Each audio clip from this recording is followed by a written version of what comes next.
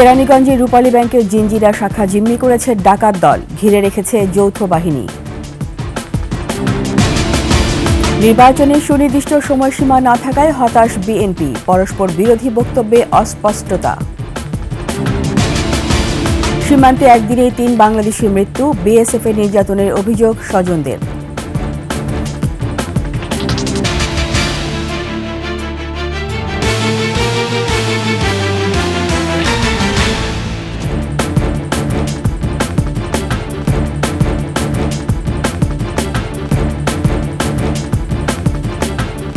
শুনছিলেন সংবাদ শিরোনাম, আমন্ত্রণ ২১-এর দেশের সংবাদে। সাথে আছি আমি রীতা চৌধুরী। দর্শক, ২১ টেলিভিশনের সংবাদ একই সাথে সরাসরি দেখতে পাবেন আমাদের ফেসবুক পেজ www.facebook.com/2124 অনলাইনে। সাবস্ক্রাইব করতে পারেন www.youtube.com/@21TV চ্যানেলে।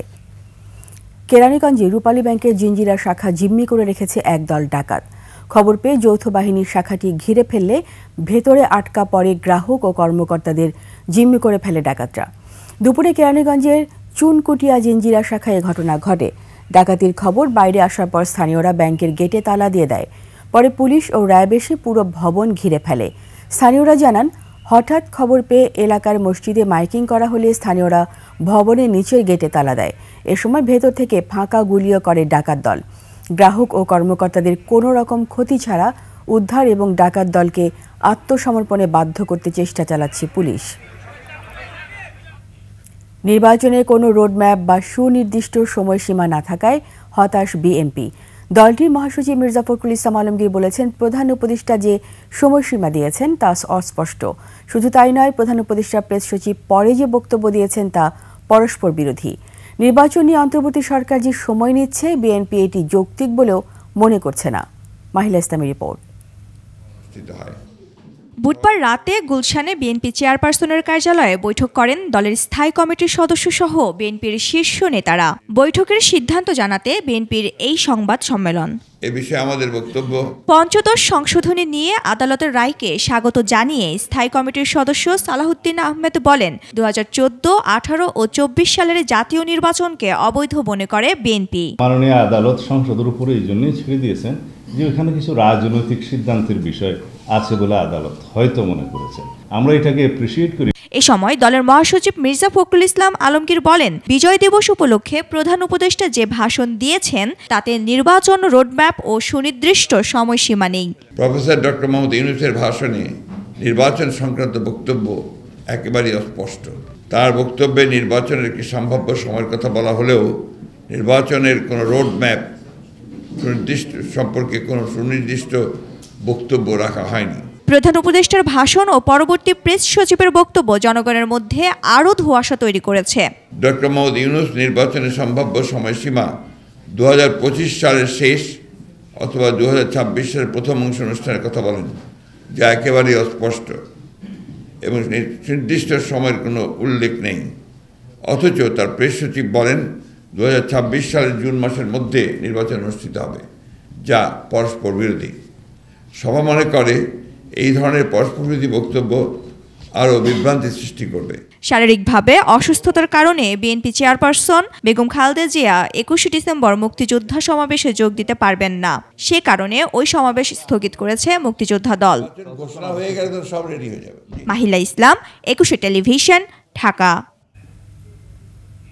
কক্সবাজারে পেকুয়ায় ডাম্প ট্রাক ও সিএনজি অটোরিকশার মুখোমুখি সংঘর্ষে একই পরিবারে 3 জন সহ 5 জন নিহত হয়েছেন। আহত আরও 2 জন। ঘটনার পর ট্রাকটি জব্দ করা হলেও চালক পালিয়ে যান। আব্দুল আজিজের তথ্যচিত্রে ডেস্ক রিপোর্ট। পেকুয়া থেকে চট্টগ্রাম যাওয়ার পথে সকাল 7টার দিকে পেকুয়া এবিসি আঞ্চলিক মহাসড়কের ধনিয়াকাটা এলাকায় ডাম্প ট্রাক ও সিএনজি অটোরিকশার মুখোমুখি সংঘর্ষ হয়। এতে অটোরিকশা দুমড়ে মুচড়ে ঘটনাস্থলেই 4 যাত্রী নিহত এবং আহত হন 2 জন। সার্ভিসিং সেন্টারের পাশে গাড়ি মারি দিয়ে মর্মান্তিক দুর্ঘটনায় সিএনজি চালক মধ্যম মাদারসা এলাকার ফিরোজ আহমদ ও তার স্ত্রী শারমিন ছাড়াও আরও 1 যাত্রী ঘটনাস্থলেই নিহত হন এবং নিহত দম্পতির 6 মাস বয়সী শিশু জাহিদুল ইসলামকে চিকিৎসার জন্য চকরিয়ায় নেয়ার পথে তার মৃত্যু হয়। দুর্ঘটনার পর ট্রাকটি পুলিশ হেফাজতে নিলেও এর চালক ও সহকারী পলাতক বলে জানিয়েছে police. Yusuf Hasan Naim, desk report, ২১ television. যশোরের শার্শা সীমান্তে একদিনে উদ্ধার হয় ৩ যুবকের মরদেহ। নিহতের স্বজনদের অভিযোগ, ভারতীয় সীমান্তরক্ষী বাহিনী বিএসএফ তাদের নির্যাতন করে হত্যা করেছে। তবে পুলিশ বলছে ময়নাতদন্ত শেষে মৃত্যুর প্রকৃত কারণ জানা যাবে। বেনাপোল প্রতিনিধি জামাল হোসেনের তথ্যচিত্রে ডেস্ক রিপোর্ট। বুধবার সকালে সীমান্তের শূন্য লাইন থেকে বাংলাদেশের ৩০ গজ ভিতর মিলে জাহাঙ্গীর আলমের মরদেহ। শরীরে বিভিন্ন স্থানে ছিল আঘাতের চিহ্ন। সীমান্তের ইছামতি নদী দিয়ে ভারতীয় গরু পারাপারের সময় বিএসএফের হাতে আটক হন সাবু হোসেন। পরে রাতে আহত অবস্থায় বাংলাদেশ সীমান্তে পাওয়া যায় তাকে। ভোর ৪টার দিকে মারা যায় সে। একই দিনে শর্ষা সীমান্তে মেলে সাকিবুল হাসান নামে আরও একজনের মরদেহ। নিহতর পরিবারের স্বজনদের অভিযোগ, বিএসএফের নির্যাতনেই মৃত্যু হয়েছে তাদের। আমি আর স্বামীর বিএসএফরা মেরে ফেলাইছে, আমার দুটো বাচ্চা, আমি খুব অসহায়। বিএসএফরা তাদেরকে অতর্কিভাবে হামলা করে তাদেরকে ৩ জনকে কুপিয়ে পিটিয়ে জখম করেছে। আমার সন্তানের নির্যাতনা করে মেরেছে বিএসএফ। আমার সন্তান, আমি বিশ্বাস চাই। পুলিশ জানায়, যশোর জেনারেল হাসপাতালে চলছে ময়নাতদন্তের কাজ। প্রতিবেদন পাওয়ার পর নেওয়া হবে পরবর্তী ব্যবস্থা। 3টি লাশ পাওয়া গিয়েছে, 2টো শার্শা থানাধীন আর একটা বেনাপোল পোর্ট থানা আমাদের থানা এলাকায়। লাশ 3টি উদ্ধার করে ময়নাতদন্তের জন্য হাসপাতাল প্রেরণ করা হয়েছে। তদন্তপূর্বক আইনগত ব্যবস্থা গ্রহণ করা হবে। আইন ও সালিশ কেন্দ্রের তথ্যমতে চলতি বছর বিএসএফের হাতে এ পর্যন্ত 25 জন বাংলাদেশি নিহত হয়েছেন। খুরশিদ আলম মুকুল, ডেস্ক রিপোর্ট, ২১ টেলিভিশন। পঞ্চগড়ের সদর উপজেলার সীমান্ত এলাকা থেকে ওয়াসিম নামে এক কিশোরকে ধরে নিয়ে গেছে ভারতীয় সীমান্তরক্ষী বাহিনী বিএসএফ। বুধবার বিকেলে উপজেলার অমরখানা ইউনিয়নের সেনপাড়া সীমান্তের মেইন পিলার ৭৪৬ এলাকা থেকে তাকে ধরে নিয়ে যায় বিএসএফের ৪৬ ব্যাটালিয়নের গোড়ালবাড়ি ক্যাম্পের সদস্যরা।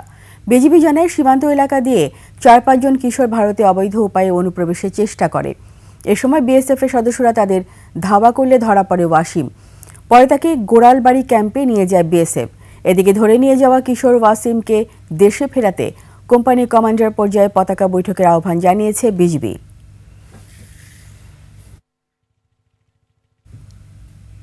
মাদারীপুরে অর্ধশতাধিক যুবককে ইতালি নেয়ার কথা বলে লিবিয়ায় নিয়ে মাফিয়ার কাছে বিক্রি করার অভিযোগ উঠেছে খালেদা আক্তারের বিরুদ্ধে। আর এসব পরিবারের কাছ থেকে মুক্তিপণ হিসাবে হাতিয়ে নিয়েছে প্রায় ১০ কোটি টাকা। বিএনপির পোস্টার টানিয়ে নিজেকে দলটির নেতা পরিচয় দিয়ে দাপট দেখাচ্ছেন। আর অভিযোগ পাওয়ার অপেক্ষায় বসে আছে পুলিশ। মাদারীপুর প্রতিনিধি নজরুল ইসলাম পলাশের তথ্য ছবিতে দেখুন ডেস্ক রিপোর্ট। মাদারীপুরের রাজর উপজেলার মজুমদারকান্দির রুমান হালদার ১ বছর আগে ভাগ্য বদলের আশায় ১২ লাখ টাকায় স্পন্সর ভিসায় ইতালি যাওয়ার চুক্তি হয় দালাল খালেদার সাথে। এরপর লিবিয়ায় নিয়ে বিক্রি করে দেয় মাফিয়ার কাছে। পরে আরও ২০ লাখ টাকার জন্য চালানো হয় নির্যাতন। ১৭ লক্ষ টাকা সহ বসত ঘরটুকু খালেদাকে লিখে দিয়েও রুমানকে মুক্ত করতে পারেনি পরিবার। রুমানের সাথে যোগাযোগও বন্ধ হয়ে গেছে পরিবারের। বেঁচে আছে না মরে গেছে তাও জানে না পরিবার। শুধু রুমান হাওলাদার নয়, ইমরান আলী শেখ, জিহাদ ফকির সহ অবৈধ পথে ইতালি যাবার সময় লিবিয়ার মাফিয়াদের হাতে জিম্মি মাদারীপুরের আমগ্রাম এলাকার অর্ধশত যুবক। অভিযুক্ত খালেদা আক্তার চক্রের শাস্তির দাবি জানিয়েছেন স্বজনরা। ১২ লক্ষ টাকা দেওয়ার পরই এখন লিবিয়ার কি করছে কইতারি পাচার করিয়া দিচ্ছে না কি করছে। আমার ছেলের আজকে ১ বছর ১ মাস হয়ে যায়। যা কিছু আসলে সম্পদ সব বিক্রি করছি। কৃষি ব্যাংকের থেকে লোন নিছি, কর্মসংস্থান ব্যাংকের থেকে লোন নিছি। এখন আমার পান নিচে কোনো মাটি নেই। আমার সন্তানের জন্য আমি আমার বাড়ি ঘর আমি লেখে তারে দিয়ে দিলাম। ১৫ লাখ টাকা দিছি। তারপরে কয় কি গেম দুম, গেমের কথা কই আমি ১১ লাখ টাকা দিছি। মোট আমি ৪৪ লাখ টাকা দিছি। আমাদের বসত বাড়ির তার নামে লিখে দিয়েছে, শামসু শেখ তার নামে লিখে দেওয়া লাগছে। তারপর আবার টাকা দাবি করে আমরা বলছি আমার স্বামীকে বাংলাদেশ নিয়ে এসে, তার জন্য তার আবার স্টাম্প নিয়েছে। প্রথমত ১৮ লাখ টাকা দিছে, দেওয়ার পরে তারা নিছে, মানে ঢাকায় নিছে এম্বাসিতে। নেওয়ার পরে ওইখান থেকে তারা মানে লিভে নিয়ে গেছে। মানব পাচারের কথা স্বীকার করলেও দায় স্বীকার করতে নারাজ খালেদা। জীবন মরণে ঝুঁকি রেখে যে নিছে বলছে সবকিছু মানে ধরা পড়া দেখতে পারবো, কিন্তু আল্লাহ বিপদ দিলে তার কারো কিছু করার থাকবে না। সে যে খারাপ কাজ করছে সেটা বলতে পারবো না, সে এই এলাকার অনেক মানুষজন নিছে। পুলিশ জানিয়েছে ভুক্তভোগী 3 পরিবার আদালতে মামলা করেছেন, তাদের অভিযোগ তদন্ত করে ব্যবস্থা নেওয়া হবে। মানব পাচার সংশ্লিষ্ট যে কোনো অভিযোগ আমরা পেলে সাথে সাথে এই বিষয়ে আইনের পন্থায় আমরা তদন্ত করব, প্রয়োজনীয় ব্যবস্থা নিয়ে থাকি। আইনজীবীরা বলছেন মানব পাচার শাস্তিযোগ্য অপরাধ। মানব পাচারের সাথে জড়িত যারা, তারা টাকার জন্য, মুক্তি পাওয়ার জন্য তাদেরকে নির্যাতন করে, আটকে রাখে, কোনো কোনো সময় নির্যাতন করে তাকে হত্যা করে ফেলে। দালাল চক্রের বিরুদ্ধে অভিযান চালিয়ে মানব পাচার বন্ধের দাবি মাদারীপুরবাসীর। Masum আলিসা, desk report, 21 television. টঙ্গীতে ইজতেমার ময়দান দখল নিয়ে জুবাইর ও সাদ অনুসারীদের সংঘর্ষ ও হতাহতের ঘটনায় এখনও কোনো মামলা হয়নি। পুরো ইজতেমা ময়দান নিয়ন্ত্রণে নিয়েছে আইন শৃঙ্খলা রক্ষাকারী বাহিনীর সদস্যরা। গাজীপুর মেট্রোপলিটন পুলিশের উপকমিশনার NM নাসির উদ্দিন জানান, ইজতেমার মাঠ দখলকে কেন্দ্র করে জুবাইর অনুসারী ও সাদ অনুসারীদের সংঘর্ষে 4 জন নিহত ও শতাধিক আহতের ঘটনায় এখনও মামলা হয়নি। তবে ইজতেমার ময়দানে সভা সমাবেশ নিষিদ্ধ করে গণবিজ্ঞপ্তি জারি করা হয়েছে। গত রাত থেকে আজ সকাল পর্যন্ত দুপক্ষই মাঠ থেকে চলে যায়।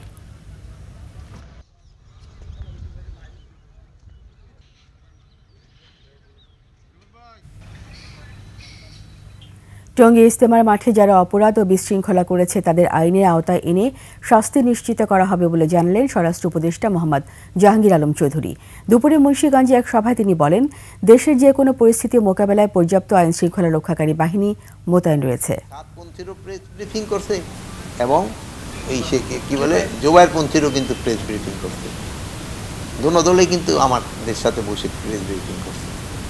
এখানে আমাদের পজিশন হলো, যারা অপরাধ করছে তারা অপরাধীরা শাস্তির আওতায় আসতেই হবে, তাদের ক্ষেত্রে কোনো ধরনের ছাড় দেওয়া হবে না। আমরা তাদের কঠোর শাস্তি আমরা দমন করব এবং তারা আইনের আওতায় অবশ্যই আসতে হবে। ফ্যাসিস্ট শেখ হাসিনাকে দেশে এনে বিচার করতে হবে বলে মন্তব্য করেছেন বিএনপির ভাইস চেয়ারম্যান শামসুজ্জামান দুদু। দুপুরে রংপুরে বিভাগীয় বিএনপির সাংগঠনিক সভায় তিনি আরও বলেন, স্বৈরাচারী শেখ হাসিনা দেশকে ধ্বংস করে পালিয়েছে, লুটপাট করে দেশের অর্থনীতিকে ডুবিয়েছে। ভাঙা দেশকে গড়তে সবাইকে ঐক্যবদ্ধ হয়ে কাজ করার আহ্বান জানিয়ে নির্বাচন নিয়েও সতর্ক থাকার পরামর্শ দেন তিনি। অনুষ্ঠানে বিভাগের 8 জেলা ও 58 উপজেলার ইউনিট আহ্বায়ক ও সদস্য সচিবরা অংশ নেন।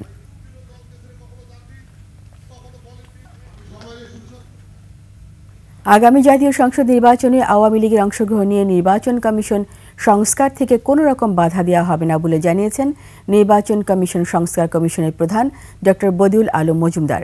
দুপুরে জেলা প্রশাসকের কার্যালয়ে নির্বাচন ব্যবস্থা সংস্কার বিষয়ে মতবিনিময় সভা শেষে সাংবাদিকদের প্রশ্নের উত্তরে তিনি কথা জানান। বলেন, সব দলের অংশগ্রহণমূলক নিরপেক্ষ ও সুষ্ঠু নির্বাচনে সুপারিশ করা হবে। নির্বাচন কমিশন সংস্কার প্রস্তাবনার কাজ প্রায় শেষ দিকে জানিয়ে বদিউল আলম জানান, চূড়ান্ত প্রস্তাবনা 31 ডিসেম্বরের মধ্যে সরকারের কাছে দেয়া হবে। রাজনৈতিক দলগুলোর সাথে আলোচনা করে নির্বাচনের দিনক্ষণ ঠিক করার কথা প্রস্তাবনা সুপারিশে রাখা আছে। যারা নির্বাচনে অংশগ্রহণ করতে চায় তাদের জন্য কোনো রকম প্রতিবন্ধকতা সৃষ্টি করা হবে না। আমরা যখন আমাদের সংস্কার প্রস্তাব দেব এবং এরপরে যখন রাজনৈতিক দলের সাথে অন্তর্বর্তীকালীন সরকারের তাদের যখন হবে, আলাপ আলোচনা হবে, তখন চিহ্নিত হবে কোন কোন সংস্কার করতে হবে এবং তার উপর সব কিছু নির্ভর করে। মুন্সিগঞ্জের গজারিয়ার ভাটেরচর বাসস্ট্যান্ড এলাকায় আলী আহমদ মার্কেট ও এর আশপাশে আগুনে পুড়েছে 30টি দোকান। প্রত্যক্ষদর্শীরা জানান, গেল রাত 3টার দিকে ভাটেরচর বাসস্ট্যান্ডের পাশে একটি সেলুনে প্রথম আগুন দেখা যায়, পরে তা আশপাশে ছড়িয়ে পড়ে। ফায়ার সার্ভিস কর্মীরা 3 ঘন্টার চেষ্টায় সকাল 6টায় আগুন নিয়ন্ত্রণে আনে। মার্কেটে প্রায় সব দোকানসহ আশেপাশে কিছু দোকানও পুড়ে গেছে। এতে 3 কোটি টাকার আর্থিক ক্ষতি হয়েছে বলে দাবি ক্ষতিগ্রস্ত দোকান মালিকদের।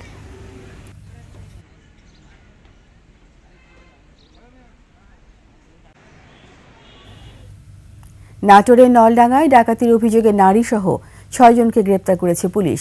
পুলিশ জানায়, শহরের বনবেলঘরিয়ায় রাত 2টার দিকে অটোরিকশা চালক আব্দুস সুবহানের গাড়িতে 5 জন পুরুষ ও 1 জন নারী যাত্রী বেশি ওঠে। পরে আত্রাইগামী মহাসড়কের বীরকুৎসা ব্রিজের উপর তাকে ধারালো অস্ত্র দিয়ে কুপিয়ে জখম করে তারা। পরে সোবহানে মোবাইল ফোন, টাকা ও অটোরিকশাটি নিয়ে পালিয়ে যায়। 18 ডিসেম্বর আব্দুস সোবহান মামলা করেন। বগুড়া এবং নওগাঁ বিভিন্ন এলাকায় অভিযান চালিয়ে শান্ত ইসলাম, রাকিবুল হাসান, নাইম সর্দার, আসাদুল ইসলাম, নিশা খাতুন এবং হারুনুর রশিদকে গ্রেপ্তার করে পুলিশ।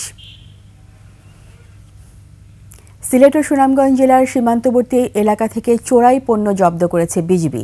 ভোরে গোপন সংবাদে অভিযান চালিয়ে এসব চোরাই পণ্য জব্দ করা হয়। সংবাদ বিজ্ঞপ্তিতে সিলেট ব্যাটালিয়নের অধিনায়ক লেফটেন্যান্ট কর্নেল হাফিজুর রহমান জানান, গোপন সংবাদে ভোরে অভিযান চালানো হয়। অভিযানে ভারতীয় চিনি, শাড়ি ও প্রসাধনী সামগ্রী সহ 69,39,000 টাকার পণ্য জব্দ করা হয়েছে।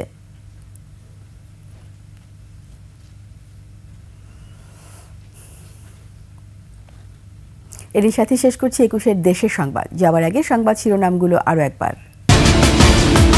কেরানীগঞ্জে রূপালী ব্যাংকের জিঞ্জিরা শাখা জিম্মি করেছে ডাকাত দল, ঘিরে রেখেছে যৌথ বাহিনী।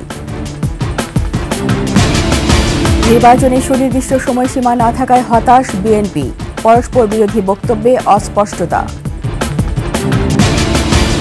সীমান্তে একদিনে 3 বাংলাদেশের মৃত্যু, বিএসএফের নির্যাতনে অভিযোগ স্বজনদের।